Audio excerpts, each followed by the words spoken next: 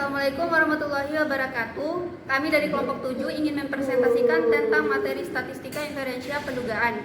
Di sini saya sebagai moderator dari kelompok 7. Sebelum masuk ke materi, saya ingin memperkenalkan anggota dari kelompok 7 terlebih dahulu. Yang pertama, saya sendiri Nurjana. Yang kedua, Muhammad Akbar Kurnia Burhan. Yang ketiga, Umi Ilya. Yang keempat, Haidar. Yang kelima, Bagus Dwi Prabowo. Yang keenam, Ralef Korsa Salwa. Yang ketujuh, Aura Amelia. Yang ke-8, Jidan Diva Raffi. Yang ke-9, Triwulan Suci Ramadhani. Sebelum masuk ke materi, terlebih dahulu saya ingin menjelaskan apa saja sih subpokok dari pembahasan modul 7. Subpokok dari pembahasan modul 7 itu yang pertama, distribusi sampling dan teorema limit pusat. Yang kedua, pendugaan titik dan selang Mean. Yang ketiga, pendugaan titik dan selang proporsi. Dan yang keempat atau yang terakhir adalah pendugaan titik dan selang varians. Langsung saja kita masuk di subpokok pembahasan yang pertama, yaitu mengenai distribusi sampling dan teorema limit pusat. Adanya proses generalisasi atau peramalan menandakan bahwa dalam konteks ini ada objek yang disebut populasi dan sampel. Distribusi sampling adalah distribusi peluang dalam suatu statistik.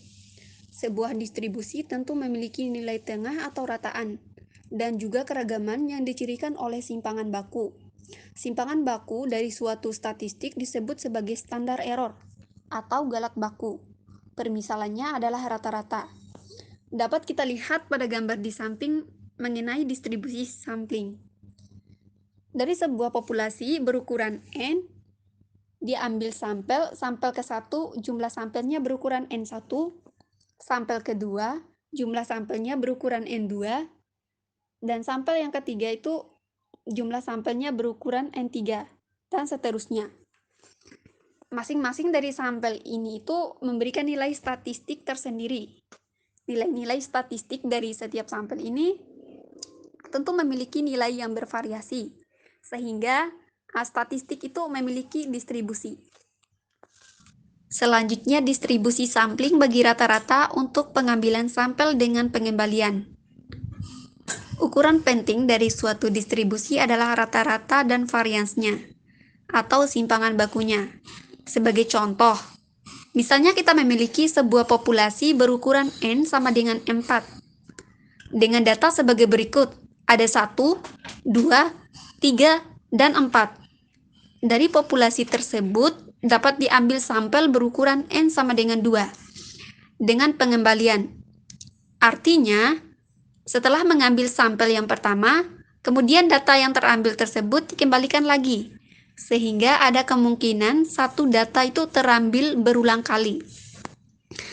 Jika dihitung nilai rata-rata dan varians populasi dari data tersebut diperoleh rata-rata mu sama dengan sigma X per N sama dengan 1 plus 2 plus 3 plus 4 per 4 sama dengan 2,50.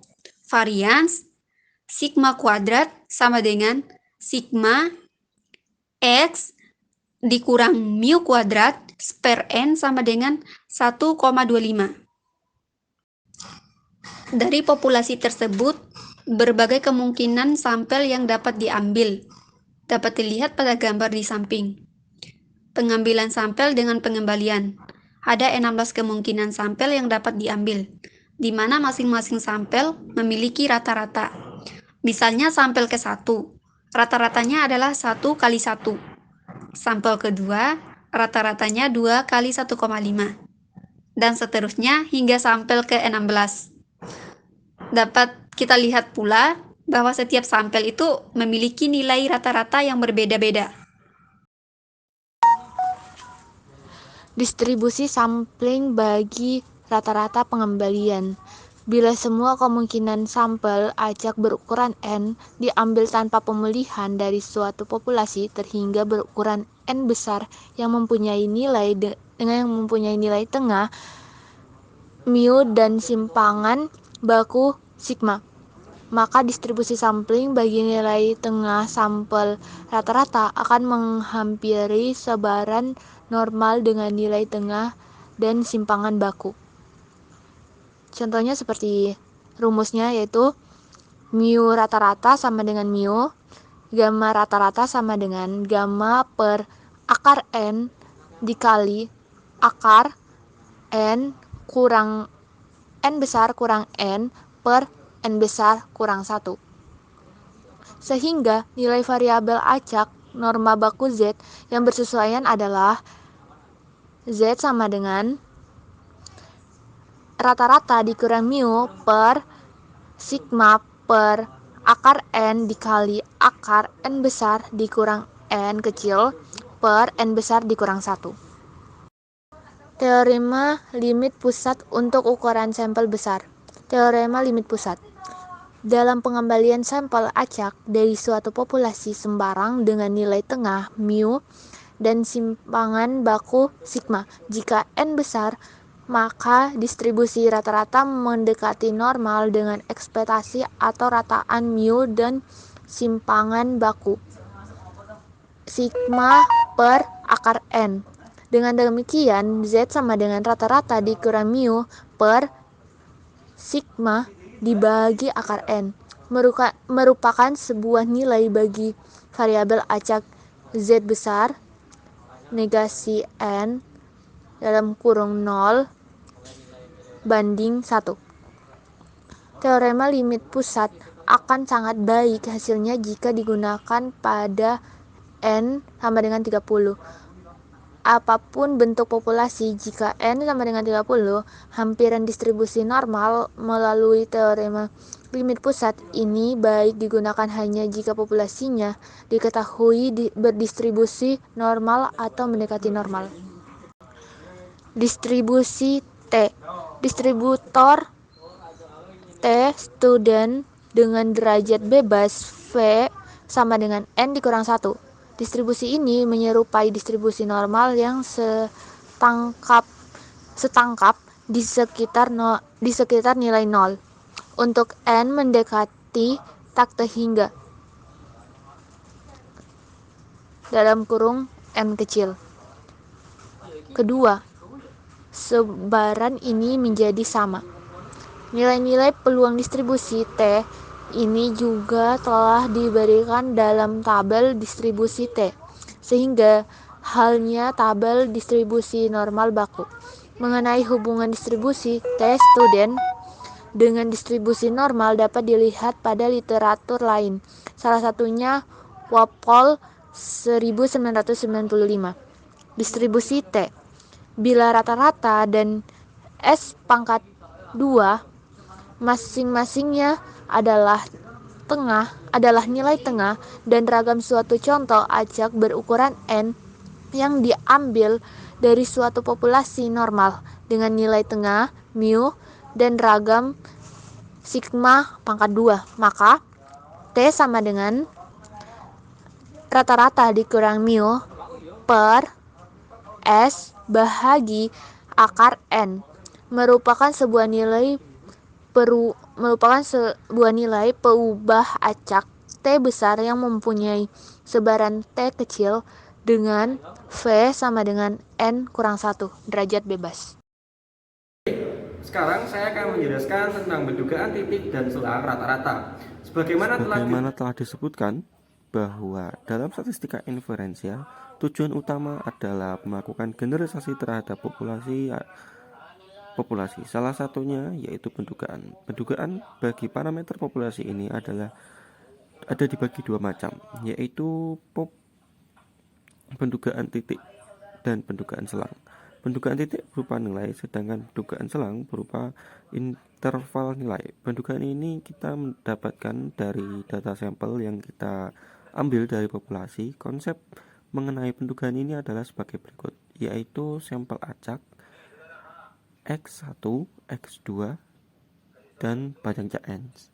Dari N memiliki sampel dugaan titik yang dapat dinyatakan dengan rumus berikut. Pendugaan dengan rata-rata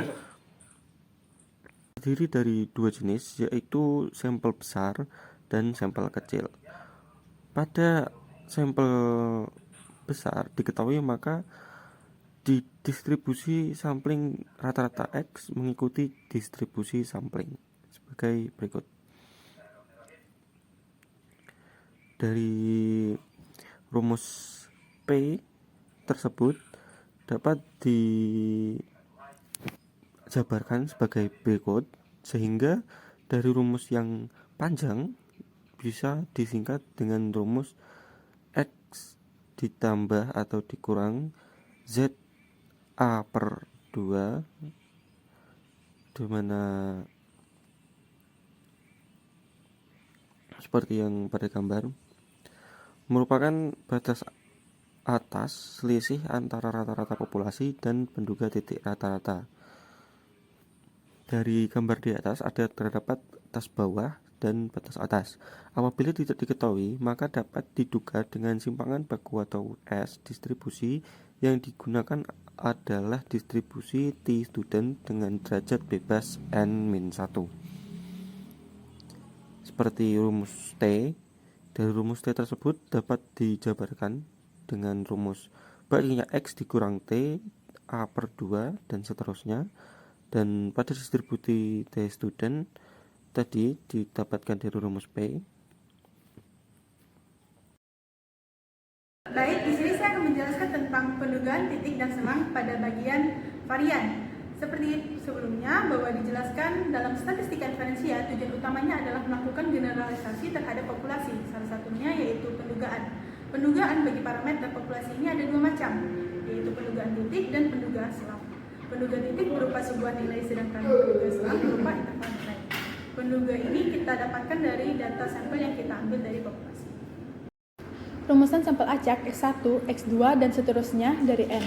Sampel memiliki dugaan titik yang dapat dinyatakan dengan rata-rata X sama dengan sigma N, I sama dengan 1, di mana XI per N sama dengan X1 ditambah X2 ditambah banyaknya X per N. Pendugaan selang rata-rata, mu, terdiri dari dua jenis, yaitu sampel besar atau sigma yang diketahui dan sampel kecil atau alpha yang tidak diketahui. Pada sigma yang diketahui, maka distribusi sampling X mengikuti distribusi sampling. Apabila sigma tidak diketahui, maka dapat diduga dengan simpangan baku sampel atau S. Distribusi yang digunakan adalah distribusi T student dengan derajat bebas N-1. Dari rumus di samping, yaitu T sama dengan rata-rata X dikurang mu per S dibagi akar N, didapatkan penduga selang seperti berikut.